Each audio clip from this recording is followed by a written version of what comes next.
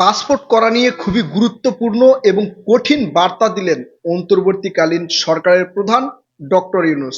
তিনি এই পাসপোর্ট করা নিয়ে, পুলিশ ভেরিফিকেশন নিয়ে এবং পুলিশ ক্লিয়ারেন্স নিয়ে কি কি বলেছেন সেটা আপনাদেরকে বলছি। তার আগে বলি, এই যে পাসপোর্ট করা নিয়ে যারা বিদেশ যাওয়ার জন্য পাসপোর্ট করে বা চিকিৎসার জন্য পাসপোর্ট করে, এদের জন্য একটা ভেরিফিকেশন ছিল, পুলিশ ভেরিফিকেশন করতো। এই ভেরিফিকেশনের নামে কি পরিমাণ মানে দুর্নীতি হতো বা পুলিশ দুর্নীতি করতো সেটা কিন্তু আমরা সবাই জানি। সব জায়গায় হতো না হয়তো বা, তবে ৮০ থেকে ৯০% এ ধরনের ঘটনা কিন্তু আমরা জানতে পারছি এবং দেখতে পেরেছি। এই যে ভেরিফিকেশন নামে তার বাসায় যেত এবং দিনের পর দিন অপেক্ষা করতে হতো পাসপোর্টের জন্য। বাসায় যাওয়ার পরেও পুলিশকে আবার টাকা দিতে হতো। টাকা না দিলে সে সেখান থেকে ক্লিয়ারেন্স দিত না। ওই ক্লিয়ারেন্স আবার যখন পাসপোর্ট অফিসে পৌঁছাতে ২ মাস, ৩ মাস, এমনকি ৬ মাস পর্যন্ত লেগেছে অনেকেরই। এই ভেরিফিকেশনের নামে মানুষ যেই দুর্ভোগ এতদিন পর্যন্ত পোয়াইছে সেটা কিন্তু এখন শেষ হচ্ছে। ডক্টর ইউনূস সিদ্ধান্ত নিয়েছেন যে পুলিশ ভেরিফিকেশন থাকবে না।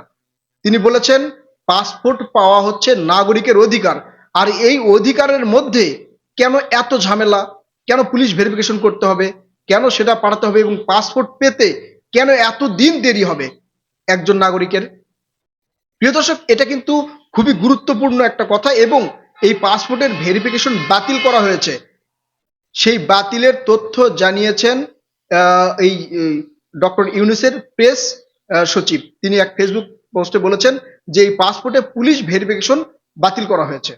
কারণ পুলিশ ভেরিফিকেশনের জন্য যে পরিমাণ অন্যায়, অবিচার বা দুর্নীতি হয়েছে সেটা আপনারা সবাই জানেন। প্রিয় দর্শক, এই বিষয়ে আপনাদের মূল্যবান মতামত জানাবেন। তবে এর বিষয়ে একটা নেগেটিভ সাইডও কিন্তু রয়েছে। এই যে বাংলাদেশে যে পরিমাণ দুর্নীতি হয়েছে বা হচ্ছে, টাকা পয়সা পাচার হচ্ছে, তারা এই যে ভেরিফিকেশন যদি না করা হয়, ধরেন একটা আসামির বিরুদ্ধে থানায় মামলা আছে, সে বিদেশ যাওয়ার চেষ্টা করতেছে, যে কোনো ওয়ে, যে কোনো ভাবে সে বিদেশ যাওয়ার চেষ্টা করতেছে, পাসপোর্ট পাওয়ার চেষ্টা করতেছে। এখন ভেরিফিকেশন যদি না থাকে তার জন্য কিন্তু সেটা সুবিধা হয়ে যাবে, সে সহজেই পালিয়ে যেতে পারবে। অর্থাৎ পাসপোর্ট সহজে সে হাতে পাবে এবং সেই পাসপোর্ট নিয়ে সেই দেশের বাইরে যেতে পারবে। এই ধরনের কিন্তু একটা সুযোগ হয়ে গেল। আবার বেশিরভাগই কিন্তু পাসপোর্ট নিয়ে ঝামেলায় পড়ে সাধারণ জনগণ, যাদের টাকা পয়সা আছে, যারা একটু প্রভাবশালী, তারা কিন্তু ঝামেলায় পড়ে না। একজন দুর্নীতিবাজ, একজন হাজার হাজার কোটি টাকার মালিক, সে যখন পাসপোর্ট করতে যায়, টাকা দিয়ে পুলিশ ভেরিফিকেশন টেরিফিকেশন সবকিছু করে কিন্তু সে চলে যায়। সাধারণ জনগণই এই পাসপোর্টের মানে দুর্ভোগ বেশি পোয়াতে হয় তাদেরকে। পাসপোর্ট করতে গেলে ওখানে এক দালাল চক্র, তারপরে পাসপোর্ট ভেরিফিকেশনে আবার পুলিশকে টাকা দাও, আবার দীর্ঘ সময় অপেক্ষা করো, পাসপোর্ট আজ নয় কাল, কাল নয় পরশু, এগুলো নিয়ে অনেক ঝামেলা হতো। কিন্তু অন্তর্বর্তীকালীন সরকার, এই যে প্রধান ডক্টর ইউনূস, তিনি বলেছেন পাসপোর্টে কোনো ভেরিফিকেশন থাকবে না এবং বলার সাথে সাথে সেটা একবারে বাতিল করে দিয়েছেন। আবার এই বিষয়ে তিনি এই যে ডিসি সম্মেলনে উদ্বোধন করছেন আজকে, এখানেও কিন্তু তিনি কথা বলেছেন।